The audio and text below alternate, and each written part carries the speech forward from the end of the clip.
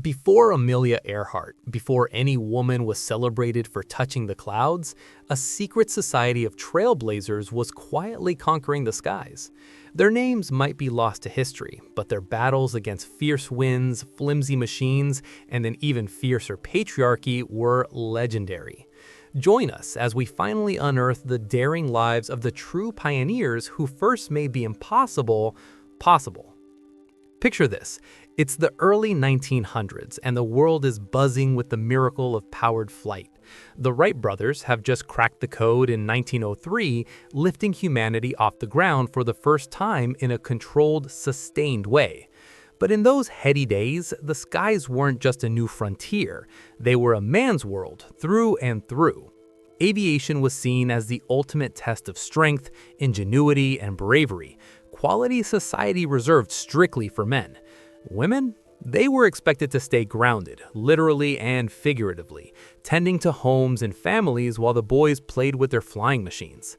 The very idea of a woman gripping the controls of an airplane was met with eye rolls, outright laughter, or worse, hostile opposition. Newspapers mocked the notion, doctors claimed women's bodies couldn't handle the altitude, and even fellow aviators dismissed them as novelties at best, dangers at worst.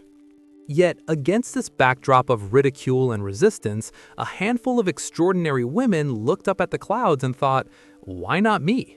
These weren't delicate flowers, they were rebels with wings, ready to shatter ceilings higher than anyone had ever flown.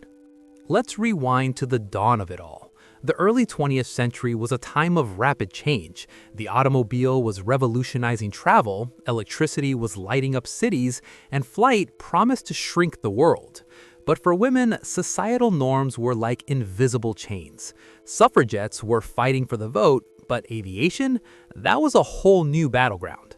The airplanes themselves were death traps, flimsy contraptions of wood, wire, and fabric powered by unreliable engines that sputtered and stalled midair. No pressurized cabins, no safety nuts, just raw nerve and a prayer. Crashes were common, fatalities even more so. Into this chaos stepped women who refused to be sidelined. They weren't just chasing thrills, they were claiming a piece of the future, proving that gender had no place in the cockpit. One of the first to defy the odds was Raymonde de Laroche, a French actress born Elise Raymonde de Laroche in 1882. She wasn't content with the stage, she craved the sky. In 1909, inspired by the Wright brothers' demonstrations in France, she convinced aviator Charles Voisin to teach her to fly. Picture her, dressed in a practical skirt tucked into bloomers, climbing into a Voisin biplane, a rickety box kite with an engine. On March 8, 1910, she made history by becoming the world's first woman to earn a pilot's license, issued by the Aero Club de France. It was license number 36, a badge of honor that said she could handle the beast. But her journey wasn't smooth. Just months later, she crashed during an air show, breaking her collarbone and suffering other injuries. Did she quit? No, she recovered and kept flying, performing in exhibitions across Europe and even winning the Femina Cup in 1913 for the longest non-stop flight by a woman, 4 hours in the air. Raymonde wasn't just a pilot, she was a symbol of what's possible when you ignore the naysayers.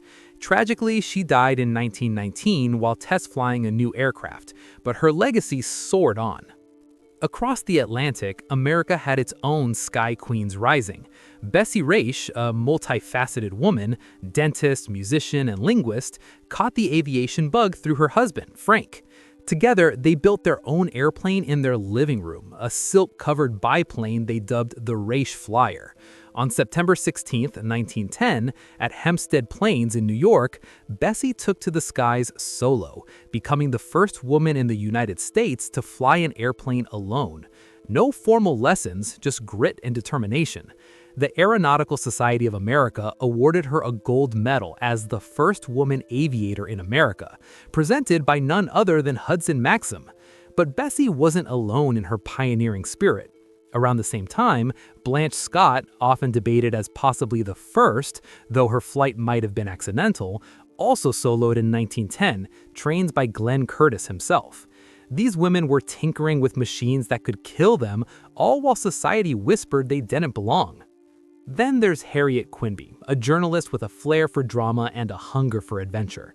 Born in Michigan in 1875, she moved to New York and became a successful writer for Leslie's Illustrated Weekly.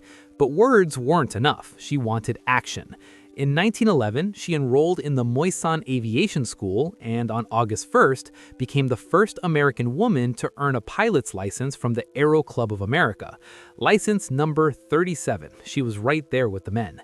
Harriet didn't stop at licenses. She aimed for the stars. Dressed in her signature purple satin flying suit, she became the first woman to fly solo across the English Channel in 1912, a foggy, treacherous 22-mile journey that took 59 minutes. Sadly, her triumph was overshadowed by the Titanic sinking just days before, but it proved women could conquer the same feats as men. Harriet's life was cut short in a plane crash later that year, but her bold style and achievements inspired countless others.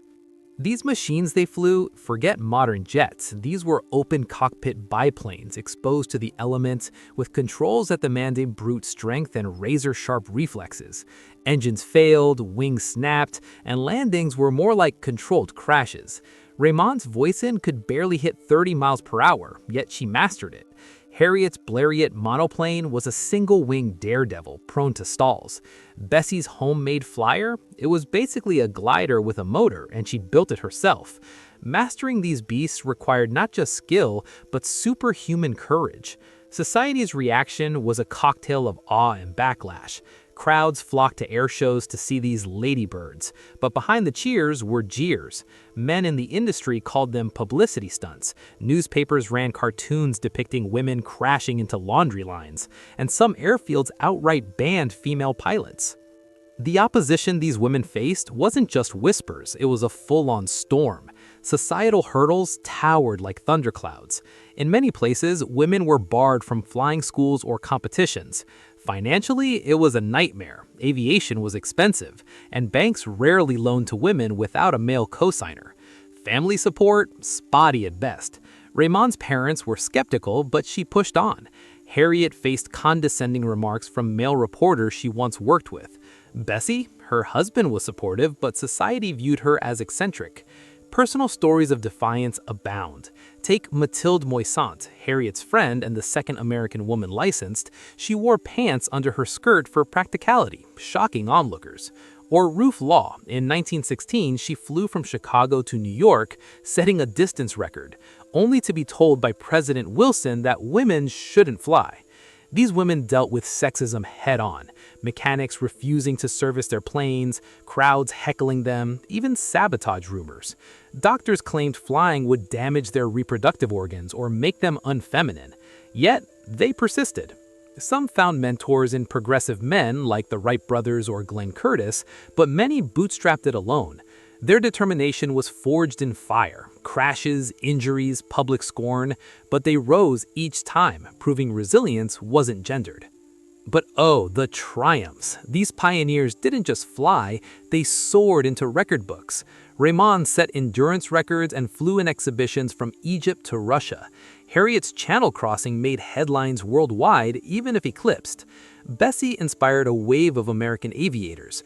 Then there were feats like those of Catherine Stenson, the flying schoolgirl, who in 1915 became the first woman to loop the loop, a death-defying aerial stunt. Or Rosalie Tremblay. No, let's spotlight Lady Mary Bailey, who in 1928 flew solo from England to South Africa, a grueling 8,000-mile journey. These women broke speed barriers, like Pancho Barnes beating Amelia Earhart's record in 1930. They flew long distance. Elvie Caleb crossed the Atlantic in 1930 as the first Estonian woman pilot. And in the face of danger, Harriet battled fog over the channel, nearly ditching in the sea. Raymonde survived multiple crashes, including one where her plane flipped. Their bravery wasn't showy, it was survival, chipping away at myths that women were too weak or emotional for the skies. Their legacy, it's the jet stream that carried future generations forward. These early aviators paved the way for the women Air Force pilots in World War II who ferried planes and trained men, proving women could handle military aviation. From there, it flowed to modern astronauts like Eileen Collins, the first female space shuttle commander. Their fight echoed in women's rights movements, showing that if women could conquer the heavens, they could conquer voting booths and boardrooms.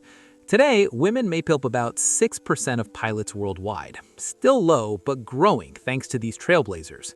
The battle for equality in aviation continues. Pay gaps, harassment, underrepresentation.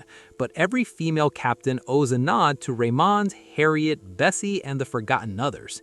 They didn't just fly, they lifted us all. So next time you board a plane or gaze at the stars, remember these women who defied gravity and gravity's pull of prejudice. Their stories weren't erased, they were waiting to be rediscovered. Thank you for joining me on this journey through the forgotten sky. If this inspired you, hit that like button, subscribe to Marivelatales for more untold histories, and share your thoughts in the comments. Who knows what other pioneers are out there waiting to take flight?